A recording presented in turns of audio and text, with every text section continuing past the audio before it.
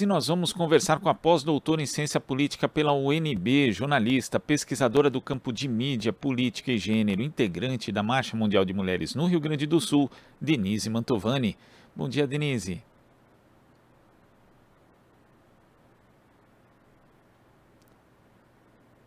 Parece que a gente está com um probleminha de som com a Denise Mantovani. Você me escuta, Denise? Eu te escuto. Uhum. Agora sim o som está normalizado. Denise, ontem foi divulgada uma pesquisa genial, Quest, mostrando o ex-presidente Lula com 42% das intenções de voto na corrida presidencial contra 34% de Jair Bolsonaro.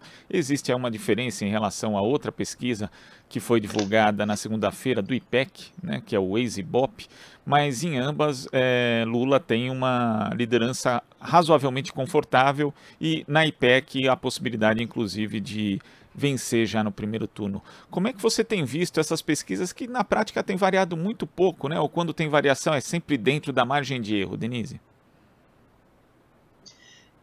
Bom, Glauco, bom dia a você e também aos ouvintes.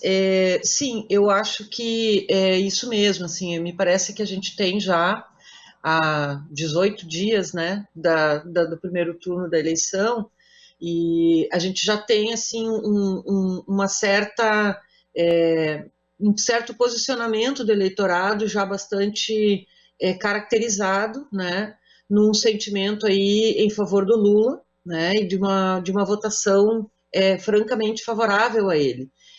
O que eu acho, Glauco, que talvez seja interessante a gente observar, e eu queria rapidamente aqui chamar a atenção das ouvintes e ouvintes, é que esses dados, e a gente quando começa a cruzar eles em algumas características sociais, a gente consegue perceber que existe ali um nicho que tem um recorte, que eu vou abordar aqui de uma maneira interseccional, porque eu acho que é importante a gente não olhar apenas para um aspecto, mas é um recorte de classe, de raça e de gênero, numa consolidação do voto ao Lula, né, e numa rejeição ao Bolsonaro, que é um voto de um eleitorado até 2 salários mínimos, portanto, o eleitorado mais precarizado nesse país e mais atingido por toda a realidade que nós temos vivido e, sobretudo, de desmonte, né, da estrutura do Estado Social.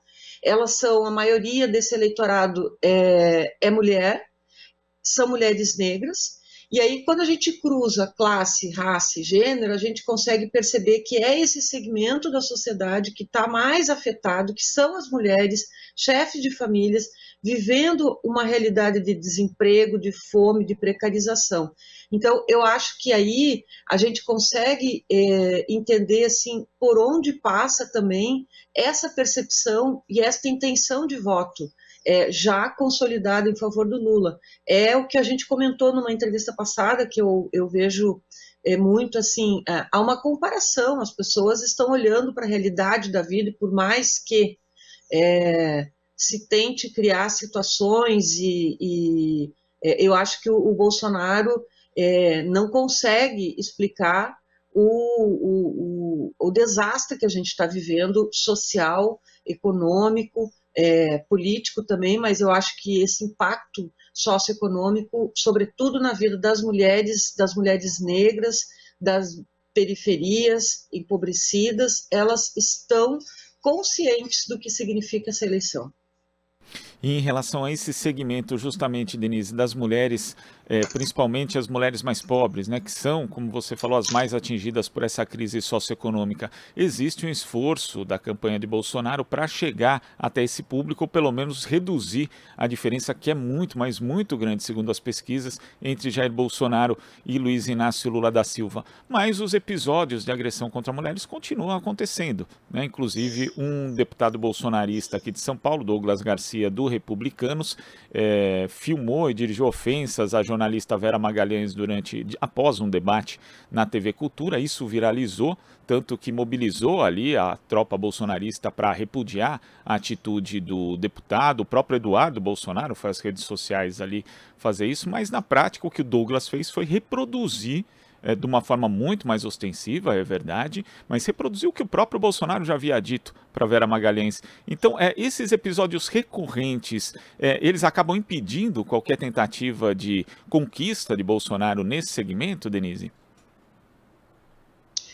Pois é, Glauco, eu acho que sim. Tem uma situação que eu vejo assim, que é isso que você diz, assim, acho que as pessoas, elas acham que o cidadão e a cidadã, porque são pobres, não têm consciência, né?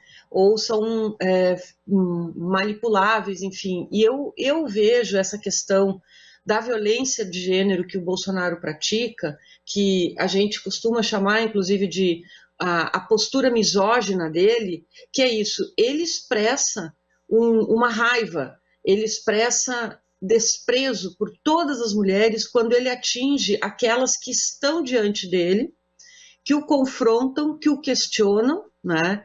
E isso reverbera com toda a sua matilha, e eu falo nessa palavra matilha porque hoje até mesmo eu estava lendo um artigo em que se identificava essa postura do apito, né? Do apito de cachorro. Você tem uma frase, tanto que o deputado repete a mesma expressão que o Bolsonaro usou de ataque a Vera Magalhães na Rede Bandeirantes. Então, primeiro, assim, eu acho que o repúdio é total, porque ele expressa um comportamento usual, corriqueiro deste presidente contra mulheres, contra jornalistas, porque são as profissionais que estão diante dele confrontando, mas isso se reverbera em um comportamento machista e misógino, porque ele está relacionado com o ódio e o desprezo a todas as mulheres. Então, você fica imaginando, se o Bolsonaro faz o que faz e a sua matilha faz assim com as mulheres que têm posição pública, visibilidade, que são atos que todos nós testemunhamos, imagina o que isso significa enquanto efeito onda para todas as mulheres que são candidatas na política, as mulheres que convivem com pessoas influenciáveis por esse comportamento machista e violento, as mulheres dentro de casa.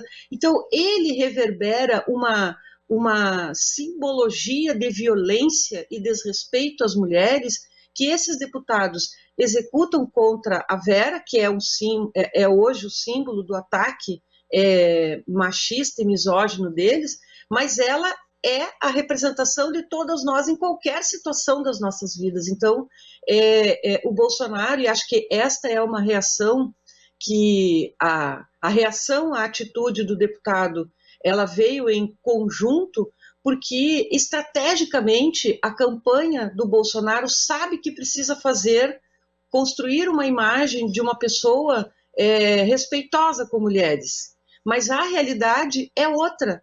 Eles são violentos, eles são desrespeitosos. O Bolsonaro age assim com a Michelle. Nós vimos no dia 7 de setembro um videozinho que circulou pelas redes sociais da postura e do tom que ele usa com a Michelle, que depois vai ao palanque e tem toda aquela cena de esposo querido, mas é tudo uma simbologia que não se conecta com a realidade. Ele não é isso, ele provavelmente é um sujeito muito agressivo com a sua esposa dentro de casa e tenta construir, usando a imagem da Michelle, inclusive, uma outra simbologia conectada com essa que homens machistas e agressivos e agressores não gostam de mulheres que reagem, né? Não gostam de mulheres que estão no seu direito de contestar, porque a relação que eles estabelecem é desigual, é uma naturalização de uma desigualdade, de uma hierarquia que as mulheres têm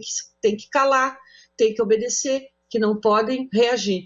Então, eu acho que isso está muito, muito visível e ele se reverbera para dentro das nossas vidas cotidianas com homens que no dia a dia veem o comportamento do Bolsonaro e agem assim também. Então, eu acho que todo esse eleitorado feminino está avaliando isso, porque de alguma maneira a representação desse comportamento violento, machista, autoritário contra as mulheres está se expressando no cotidiano de pessoas que acham que o que ele faz está correto e agem como ele no cotidiano. Então, eu acho que esse deputado, ele praticou um ato de violência, achou que ia ser, talvez pensou que ia imitar o chefe e ia se dar bem, mas o contexto eleitoral, se nós não estivéssemos nesse contexto eleitoral, infelizmente, eu não sei como seria, mas o contexto eleitoral obrigou esses apoiadores dele a reagir, todos unânimes contra ele, né? Porque além de ser efetivamente inaceitável, porque é a repetição de um comportamento violento contra mulheres, mas o que eu quero dizer é isso, que é um comportamento que é uma prática, e me parece que esta prática hoje é perceptível de todo o eleitorado feminino, e não só do eleitorado feminino, mas dos eleitores que têm uma visão diferente sobre as relações entre gêneros, né? E é interessante, que é uma relação de respeito.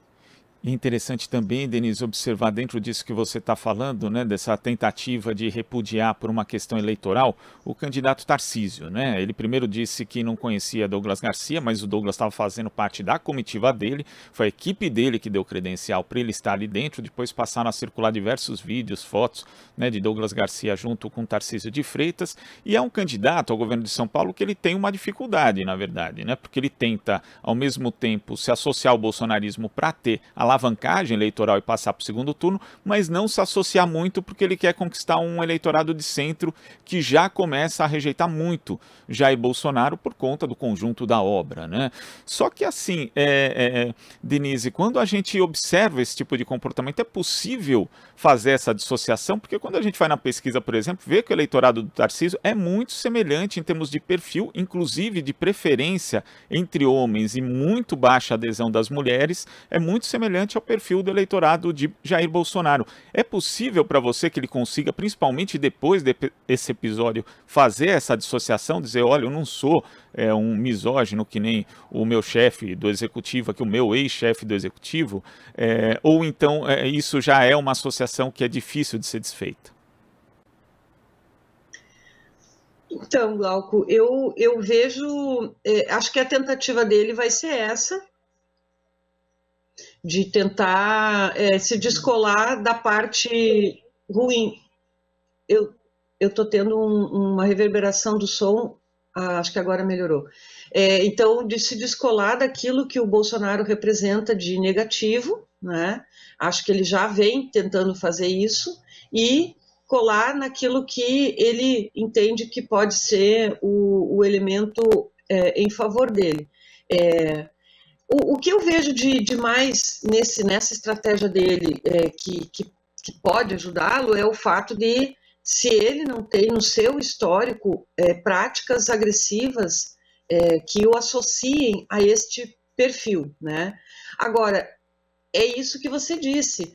O que é difícil de descolar é que é um grupo único, né? Eles estão sempre juntos. Então, o parlamentar que é o agressor era parte do staff do candidato no debate em que a jornalista Vera Magalhães foi agredida, né? Então, como você dissociar? Então, não sabia, por óbvio que não sabia que o deputado iria praticar aquela violência, mas eu creio que ele vai ter que buscar muito mais um descolamento desse modelo, desse comportamento, porque é difícil você se dissociar do que não gosta e se associar no que acha que lhe traz benefícios, né? Então, é uma manobra que talvez dificulte a ele, nesse momento, a conquista de um voto, que é diferente de uma pessoa que está construindo a sua candidatura em cima da sua trajetória, com quem convive, com quem está, por exemplo, no caso do Haddad, que esse tipo de situação ele não precisa enfrentar. Então, acredito que o Tarcísio, isso deva ter sido considerado um problema na campanha do Tarcísio, justamente porque ele vai precisar ampliar as suas manobras para se dissociar do que não é bom para ele e se associar apenas naquilo que ele considera estrategicamente interessante para a campanha. Mas, sem dúvida, acho que foi um episódio bastante negativo para ele também nessa estratégia eleitoral, não tenho dúvida. Denise, eu queria agradecer a sua participação aqui no Jornal Brasil Atual de hoje. Até a próxima. Obrigada, Glauco. Um bom dia para vocês. Bom dia para os ouvintes e ouvintes e até a próxima. Até, bom dia. Conversamos aqui com a pós-doutora em Ciência Política pela UNB, jornalista, pesquisadora no campo de mídia, política e gênero, integrante da Marcha Mundial de Mulheres no Rio Grande do Sul, Denise Mantovani. Estamos apresentando Jornal Brasil Atual. As notícias que os outros não dão.